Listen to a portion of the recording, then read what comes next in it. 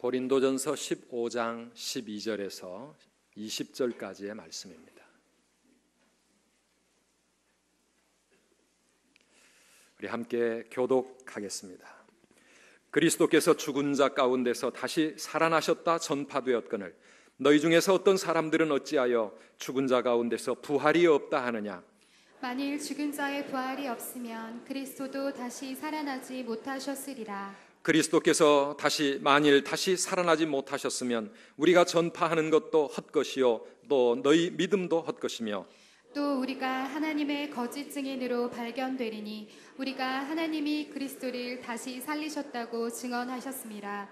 만일 죽은 자가 다시 살아나는 일이 없으면 하나님이 그리스도를 다시 살리지 아니하셨으리라. 만일 죽은 자가 다시 살아나는 일이 없으면 그리스도도 다시 살아나신 일이 없었을 터이요 그리스도께서 다시 살아나신 일이 없으면 너희의 믿음도 헛되고 너희가 여전히 죄 가운데 있을 것이요 또한 그리스도 안에서 잠자는 자도 망하였으리니 만일 그리스도 안에서 우리가 바라는 것이 다만 이 세상의 삶뿐이면 모든 사람 가운데 우리가 더욱 불쌍한 자이리라. 다 같이 그러나 이제 그리스도께서 죽은 자 가운데서 다시 살아나사 잠자는 자들의 첫 열매가 되셨도다. 아멘. 할렐루야. 해피 이스터. 해피 이스터. 우리 영어권에서는 부활절이 되면 그렇게 인사를 나눕니다. 행복한 부활절입니다. 행복한 부활절 되십시오. 이런 인사입니다. 오늘 정말 행복한 날입니다. 정말 행복하십니까? 왜 오늘 행복하십니까? 우리 예수님이 다시 살아나셨기 때문입니다. 만약에 예수님의 부활이 없었다고 하면 세상의 역사는 달라졌을 것입니다. 예수님의 부활이 없었다고 하면 우리의 삶이 달라졌고 우리의 운명도 달라질 수밖에 없을 것입니다. 만일 예수님이 부활하지 않으셨다고 하면 모든 것이 다 헛되고 말았을 것입니다. 우리의 믿음도 헛되고 우리 인생도 얼마나 허망한 인생이 되었겠습니까? 오늘 17절과 18절을 보면 그리스도께서 다시 살아나신 일이 없으면 너희의 믿음도 헛되고 너희가 여전히 죄 가운데 있을 것이요 또한 그리스도 안에서 잠자는 자도 망하였을 것이다. 그렇게 말씀하고 있습니다. 예수님 부활 안 하셨다면 우리의 믿는 모든 것이 다 헛것이고 우리의 죄도 여전히 우리가 짊어지고 가야 되고 우리는 영원한 멸망의 길로 갈 수밖에 없을 터인데 우리 주님이 다시 살아나셔서 우리에게 부활의 새 생명을 주셨고 천국의 소망을 주셨고 모든 것을 이기고 승리할 수 있는 능력을 주신 줄 믿습니다. 그래서 주님이 부활하셨다는 것이 우리에게는 너무 감사하고 너무 기쁘고 너무 행복한 것입니다. 오늘 이 기쁨과 감사와 행복이 여러분 모두에게 넘치시기를 주님의 이름으로 축원합니다. 부활 감사 예배입니다. 정말 우리의 마음에 우리를 위해 이 땅에 오셨을 뿐만 아니라 우리를 위해 십자가에서 죽으셨고 그리고 무덤을 열고 다시 부활하신 그 주님 앞에 감사와 영광을 올려드리는 이 귀한 예배가 되시기를 축원합니다. 예수님 부활에 대해서는 해마다 말씀을 듣습니다. 오늘도 새벽에 부활절 예배 있고 오후에 또 예배 있고 제가 부활절 메시지를 전하기가 상당히 쉽지가 않습니다. 오늘 조금 새로운 각도에서 함께 읽은 이 말씀을 통해서 은혜 받을 여러분들이 되시기를 바랍니다. 이 부활의 신앙은 예수님 한 분의 부활로 끝나버린 사건이 아니라 우리 모두의 부활로 이어지는 사건이라고 하는 사실을 우리가 잊어서는 안 됩니다. 우리 오늘 본문의 13절과 20절 말씀을 연결해서 읽어보면 이렇게 되어 있습니다. 만일 죽은 자의 부활이 없으면 그리스도도 다시 살아나지 못하셨으리라. 그러나 이제 그리스도께서 죽은 자 가운데서 다시 살아나사 잠자는 자들의 첫 열매가 되셨도다. 아멘. 우리 예수님의 부활이 모든 죽은 자들 가운데 첫 열매가 되셨다고 하는 말씀은 무슨 뜻이죠? 이어서 계속해서 수많은 열매들이 맺어질 것이라고 하는 것을 말하고 있습니다. 그 열매들이 무엇이겠습니까? 예수님 부활이 첫 열매고 그 다음에 이어질 열매들은 우리 모든 사람들의 부활입니다. 모든 사람들이 예수님을 따라 다시 부활하게 될 것이다. 그런 말씀입니다. 사랑하는 여러분, 예수님 부활하신 줄 믿으십니까? 네. 우리가 예수님의 부활을 믿는다면 우리의 부활도 믿어야 될 줄 믿습니다. 우리도 부활하게 된다는 것입니다. 16절 말씀 보니까 만일 죽은 자가 다시 살아나는 일이 없으면 그리스도도 다시 살아나신 일이 없었을 것이라고 단언하고 있습니다. 죽은 자들이 살아나는 부활이 없었을 거라면 예수님의 부활도 없었을 것이다. 그런 뜻입니다. 다시 말하면 예수님이 부활하셨다는 것은 앞으로 모든 죽은 자들이 다시 부활할 것에 대한 증거요. 그래, 첫 열매라고 하는 것입니다. 죽은 자들이 다시 살아나는 줄 믿습니다. 이거는 영적인 부활을 말하는 것이 아닙니다. 몸의 부활, 우리의 이 몸, 우리의 몸이 다시 부활하게 될 것이다. 그런 뜻입니다. 그래서 성경은 우리가 죽는 그 죽음을 잠자는 것이다 이렇게 표현하고 있습니다. 죽음이 끝이 아니라 잠깐 잠든 것이요, 잠자는 것이라는 이야기는 무엇입니까? 다시 깨어날 때가 있다고 하는 것입니다. 언제 우리가 다시 깨어납니까? 잠자던 자들이 깨어나는 때가 언제입니까? 이 부활장으로 알려진 고린도전서 15장의 말씀은 부활만을 얘기하고 있지 않습니다. 언제 우리의 몸이 다시 부활할 것인가? 예수님의 부활만이 아니라 우리의 부활에 대해서도 말하는데요, 51절과 52절 가보면 이렇게 기록합니다. 읽어보실까요? 보라, 내가 너희에게 비밀을 말하노니 우리가 다 잠잘 것이 아니요 마지막 나팔에 순식간에 홀연히 다 변화되리니 나팔 소리가 나매 죽은 자들이 썩지 아니할 것으로 다시 살아나고 우리도 변화되리라. 아멘. 마지막 나팔 소리가 울려 퍼질 때, 무슨 나팔 소리입니까? 예수님의 재림의 나팔 소리가 울려 퍼지게 될 때 잠자던 자들이 다 다시 살아나서 썩지 아니할 몸으로 그렇게 부활하게 될 것이고, 그 당시에 살아있는 사람들인 그 살아있는 사람들도 예수님의 재림과 더불어서 순식간에 그 몸이 변화되어 새로운 몸이 될 것이라고 그렇게 말해주고 있습니다. 부활은요, 너무나 신비한 것입니다. 예수님의 부활, 신비한 사건입니다. 예수님은 채찍에 맞아 피투성이가 되었습니다. 손과 발에 못자국이 있습니다. 그리고 그 옆구리에 창으로 찔려서 온몸의 모든 피와 모든 물을 다 쏟아내버리셨습니다. 그런 예수님의 몸, 그 죽었던 몸, 그 몸이 다시 살아났다고 하는 사실, 여러분 한번 상상해 보시기 바랍니다. 이 부활은 우리 과학적으로 또 인간적으로 이해하기 힘든, 설명할 수 없는 너무나도 신비한 사실 아니겠습니까? 그 죽었던 몸, 그 피투성이가 됐던 그 몸이 다시 살아났는데요, 그 손에는 못자국이 있었고 그 발에는 못자국, 그리고 옆구리에 창자국이 그대로 있었지만은, 그러나 그 예수님은 온전한 몸으로, 신비한 몸으로, 하늘의 몸으로, 영광스러운 몸으로, 더 이상 썩지 아니할 몸으로, 다시 피 흘리지 않는 몸으로, 그러한 새로운 몸으로 다시 부활하셨다고 하는 것입니다. 우리의 부활도 그와 같게 될 것이라고 성경은 가르쳐주고 있습니다. 현재의 이 몸이 부활의 몸과 어떤 관계가 있습니까? 우리 현재의 몸과 부활의 몸은 연속성과 불연속성이 함께 있습니다. 예수님 십자가에서 고통 속에서 죽으셨던 그 몸과 부활하신 새 몸은 연결되어지기도 하고, 그리고 완전히 새로워진 부분이 또 있다는 것입니다.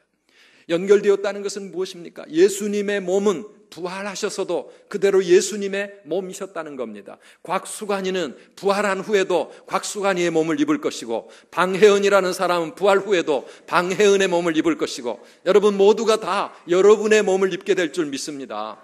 그래서 우리는 천국 가면 예수님이 누구고, 아브라함이 누구고, 모세가 누구고, 내 남편이었던 사람이 누구고, 물론 그때는 가족 관계는 더 이상 의미가 없지만은 우리는 서로의 그 몸을 그대로 간직할 것입니다.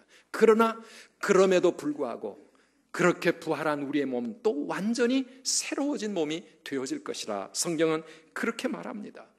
이 땅에 우리가 가지고 살아가는 우리 몸은 시간이 흐를수록 중고차처럼 자꾸만 여기저기서 고장이 나기 시작합니다. 고장 나면 어떻게 해야 됩니까? 고쳐 사용해야 됩니다. 바꾸든지 이 부품을 바꾸고 그 다음에 수리하고 빵꾸를 때우고 이러면서 우리가 사용을 하는 것, 우리 몸도 고쳐가며 쓸 수밖에 없습니다. 그런데요, 천국에 가면 더 이상 그럴 필요가 없는 온전한 몸으로 우리가 새롭게 변화된다고 하는 것입니다. 천국에 안경점 없습니다. 치과 없습니다. 병원 없습니다. 다 필요 없습니다. 왜요? 천국에서 우리가 부활하게 된 그 몸은 완전한 몸, 영원히 살 수 있는 몸, 더 이상 부족함이 없는 완벽한 몸으로 하나님께서 그렇게 우리를 온전한 몸으로 부활하실 것이기 때문에 사랑하는 성도 여러분, 우리가 천국 가서 시력이 나쁜 사람 걱정할 것도 없고요, 몸에 장애가 있는 분들 걱정할 것이 없습니다. 부활의 몸은 영원한 몸인 줄 믿습니다.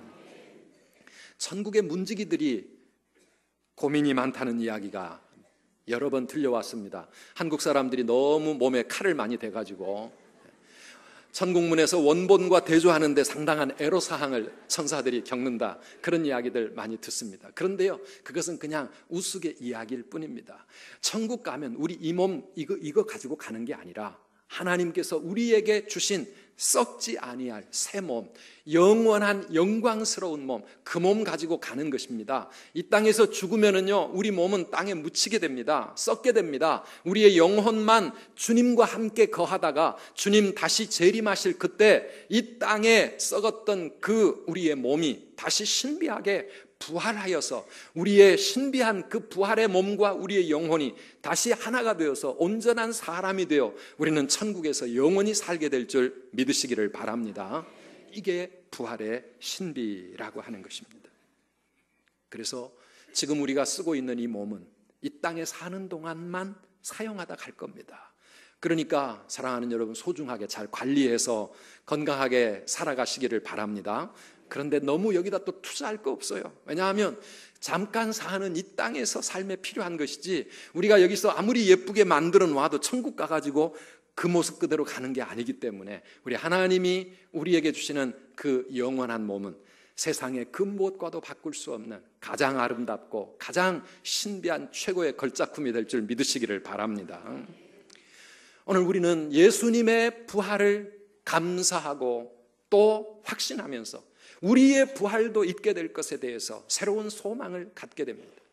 그 부활은 단순히 죽은 후에 우리의 몸만의 부활이 아닙니다. 우리의 몸의 부활을 믿고 보니까 이 세상을 살아가면서 그리스도 안에서 날마다 이 삶 속에서 체험하는 그러한 신비한 영적인 부활의 체험, 부활의 축복도 우리가 또 붙잡고 소망을 갖게 됩니다. 우리의 삶은 힘들고 연약하고 병들고 그리고 여러 가지 모든 인생의 문제 때문에 마치 감옥의 무덤에 갇혀있던 예수님의 몸처럼 우리의 인생이 그렇게 갇힌 것 같고 깜깜한 것 같아 보일지라도 사랑하는 성도 여러분, 예수님의 그 부활의 능력이 오늘도 우리의 삶 가운데 함께 계실 때 우리의 삶에 부활의 놀라운 체험을, 부활의 그 놀라운 능력을 우리가 누리며 살아가게 되는 줄 믿으시기를 바랍니다.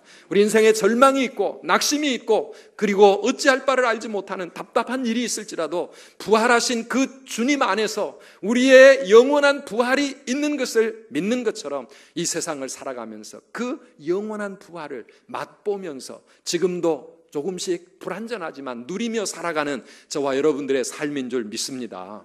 그래서 그것이 곧 우리의 부활이요, 예수님의 부활이 2000년 전에 한 번의 사건으로 끝나는 것이 아니라 그분이 그렇게 부활하여 영원토록 살아계시는 것처럼 우리의 부활이 이루어질 것이고 이 땅에서 우리는 그 부활을 조금씩 누리며 살아간다고 하는 사실입니다. 그래서 결코 절망하지 말고 낙심하지 말고 포기하지 말고 부활의 그 주님을 바라보며 산 소망을 갖고 살아가는 저와 여러분 되시기를 바랍니다. 두 번째로, 우리가 부활을 믿는다고 하는 것은, 그러니까 예수님의 부활을 믿는다는 것은 우리의 부활을 믿는 것이고, 우리의 부활을 믿는다는 것은 곧 무엇을 의미합니까? 우리의 영생을 믿는 것입니다. 영생을 믿는 것입니다. 영원한 삶을 믿는 것입니다.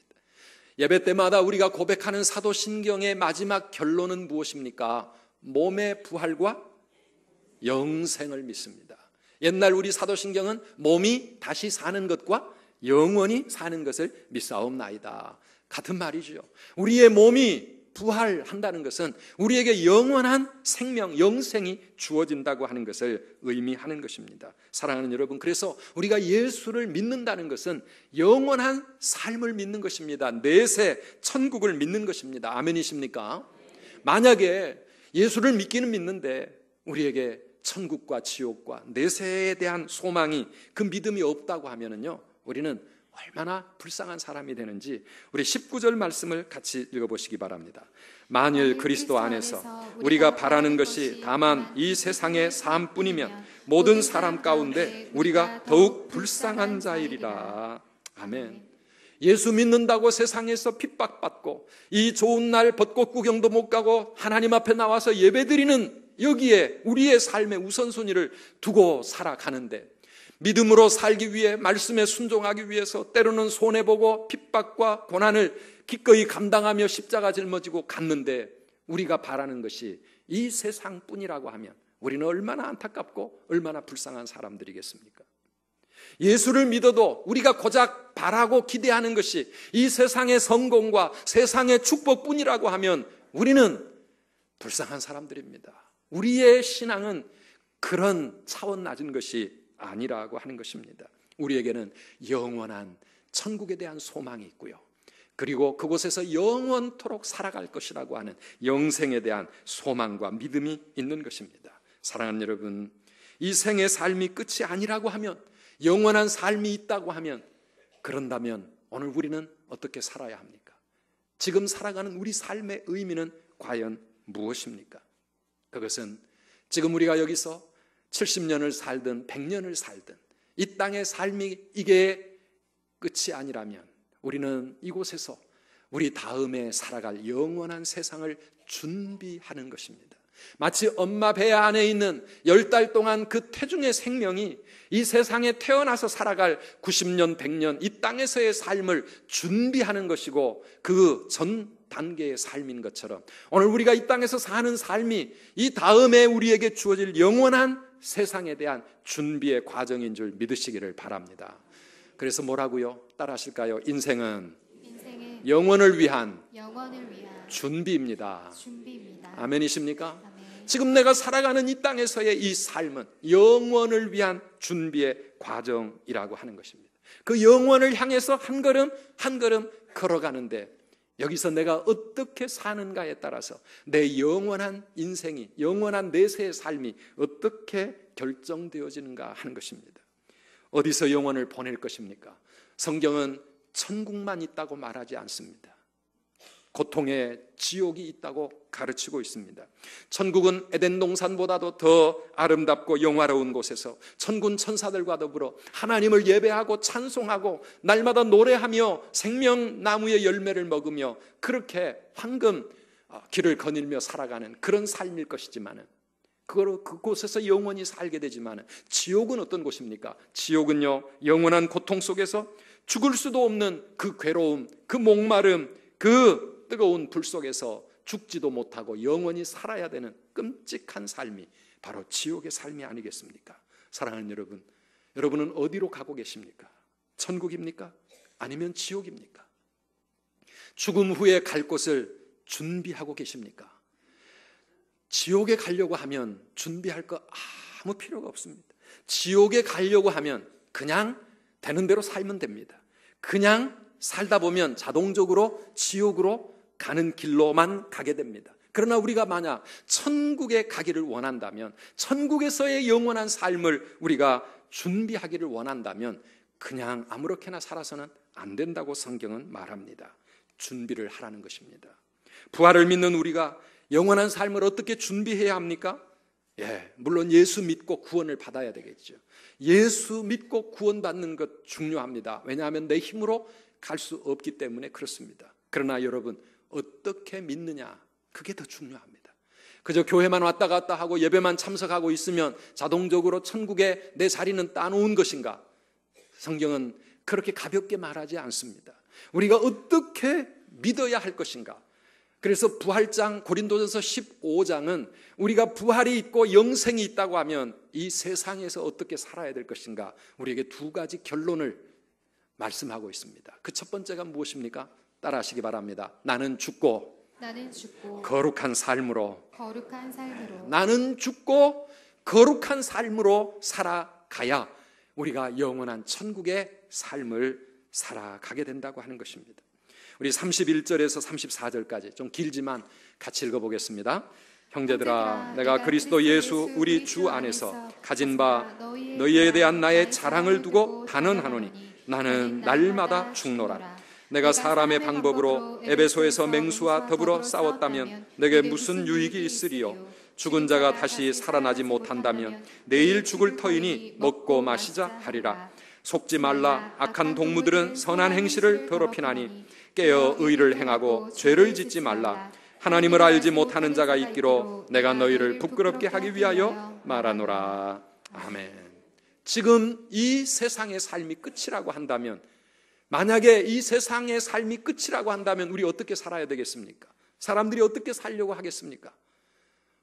이게 끝이라면 여기서 내가 누릴 것 다 누리고 여기서 내가 하고 싶은 대로 내 마음에 원하는 대로 그렇게 즐기면서 살려고 하지 않겠습니까?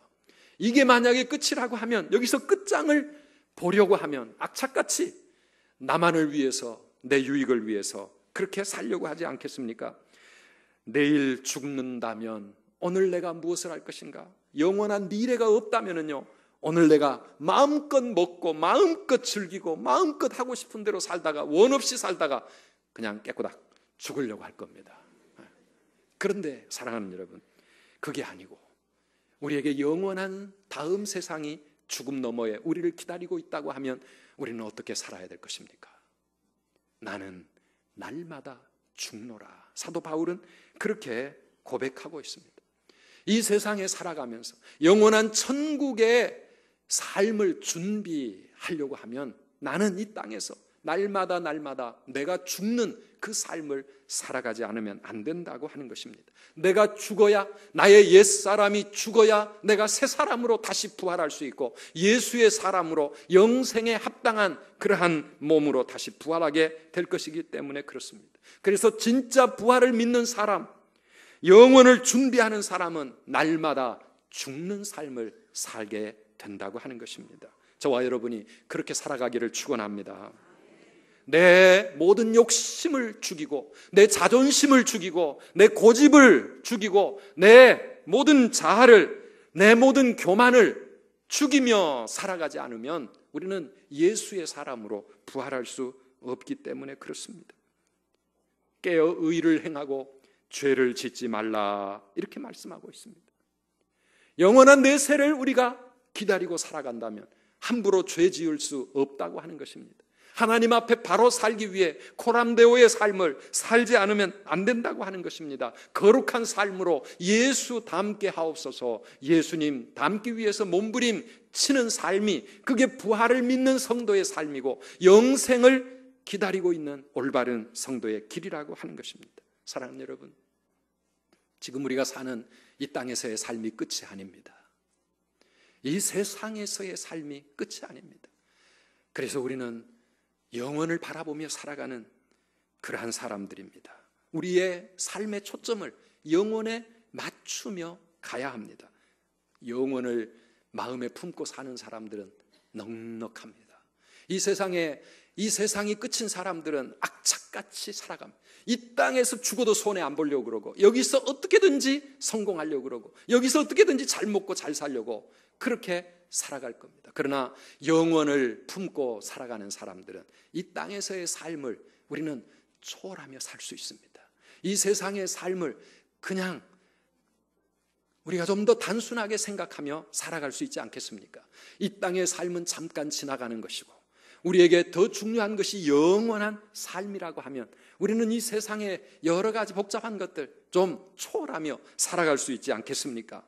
아웅다웅하면서 그렇게 속 좁은 인생이 아니라 하나님의 크심과 같이 우리의 마음이 크고 넓게 그렇게 사는 사람들 아니겠습니까? 오른쪽 뺨 때리면 그래, 나 여기 왼쪽도 있다 할 수 있는 마음의 넉넉함, 속옷을 빼앗으려고 하면 겉옷까지 줄까? 오리를 억지로 가게 하면 심리라도 동행해 줄 수 있는 그런 넉넉함, 이것이 천국을 마음에 품고 살아가는 성도의 마음이요 삶이라고 하는 것입니다. 사랑하는 여러분, 너무 작은 일에 아웅다웅하지 마십시다. 작은 일에 시험 들었다고 삐지고 그렇게 속상해하지 마십시다. 맨날 내 마음에 안 든다고 섭섭하고 다투지 마시기를 바랍니다. 교회 안에서 서로 미워하고 원망하고 그런 마음 가지고 살아가지 마십시다. 사랑하는 여러분, 우리가 천국을 품고 사는 사람입니다. 우리의 마음에 넉넉한 천국의 그 영원함을 여러분 마음에 가득히 품으시기를 주님의 이름으로 축원합니다. 한번 따라 하실까요? 죽고 사는 문제 아니면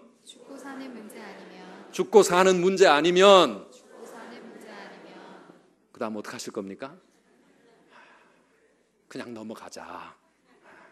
죽고 사는 문제 아니면 그냥 넘어가자. 아니, 우리는 죽고 사는 것도 그냥 넘어갈 수 있어요. 왜? 죽어봐야 우리는 천국 가는 것이고, 죽어봐야 영원한 우리가 사모하던 그 천국의 삶이 열리는 것이니까 우리는 죽고 사는 것조차도 초월할 수 있는데, 뭐 그렇게 작은 일 가지고 그냥 끝장을 보아야 된다고 그렇게 몸부림을 치겠습니까? 사랑하는 여러분, 왜 혈기를 부리게 됩니까? 왜 큰 소리를 내게 됩니까? 왜 흥분을 합니까? 왜 삐지고 다툽니까? 내가 죽지 못해서 그렇습니다. 내가 아직 살아있으니까 그런 것 아니겠습니까?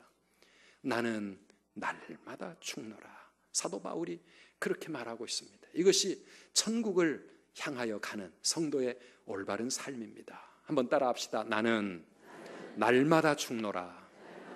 날마다 죽노라. 네, 어디서 죽어야 됩니까? 집에서도 죽어야 되고, 교회에서도 죽어야 되고, 직장에서도 죽어야 되고, 거리에서도 죽어야 되고. 사랑하는 성도 여러분, 날마다 죽음을 연습하시기를 바랍니다. 그것이 영원을 바라보는 우리 성도의 삶이기 때문입니다. 두 번째, 고린도전서 15장에 우리에게 주시는 또 하나의 결론이 있습니다. 그것은 마지막 58절에 나와 있습니다. 58절 같이 읽어보시겠습니다. 그러므로 내 사랑하는 형제들아, 견실하며 흔들리지 말고 항상 주의 일에 더욱 힘쓰는 자들이 되라. 이는 너희 수고가 주 안에서 헛되지 않은 줄 알미라. 아멘.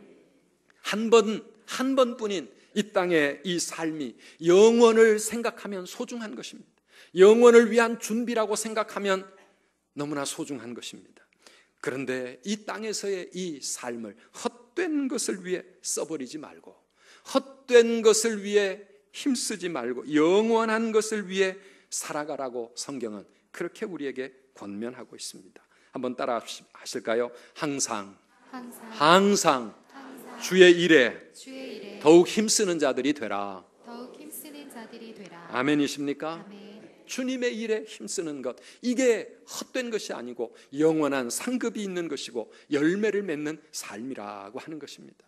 어저께도 보니까요, 우리 주일학교 교사들이 교육관에 물로 봄맞이 대청소를 한다고 그냥 열심히 수고하고 애쓰는 모습을 보았습니다.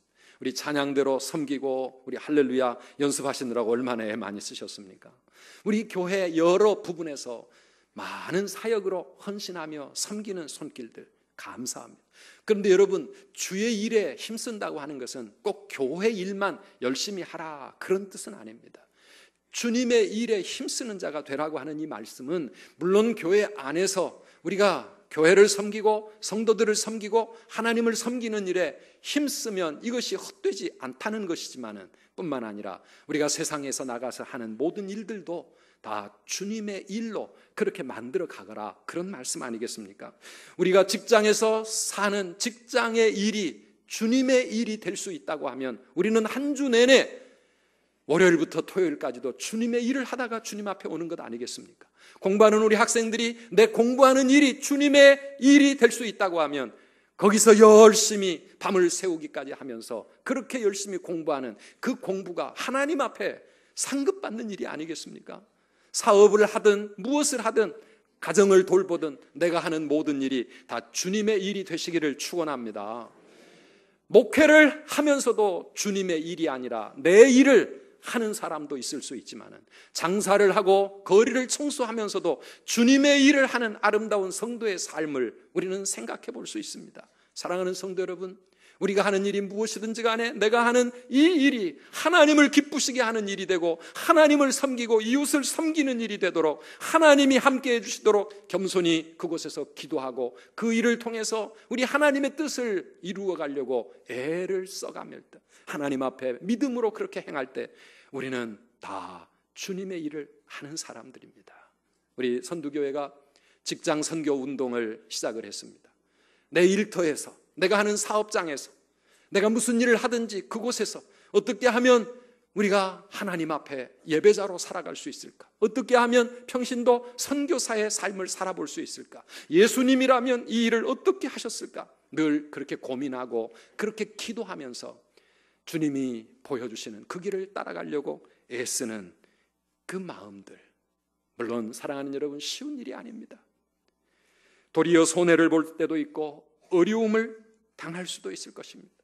예수님이라면 어떻게 하실까? 그 책을 읽어보면 예수님이 하실 것 같은 그 삶을 살다가 때로는 엄청난 고통과 심지어는 생명까지 내어놓아야 할 그런 일들도 만날 수 있을 것입니다. 그러나 흔들리지 말고, 오늘 말씀은 너희가 이 세상에서 어떤 일을 당하든지 흔들리지 말고 견실하여 stand firm, 굳게 서서 주님의 일에 끝까지 항상 힘쓰라고 그렇게 말씀하고 있습니다. 사랑하는 성도 여러분, 우리 예수님은 오늘 부활하셨습니다. 예수님의 부활이 있는 것처럼 우리의 부활도 있는 줄 믿습니다. 우리의 부활이 있다면 영원한 삶이 있는 줄 믿습니다.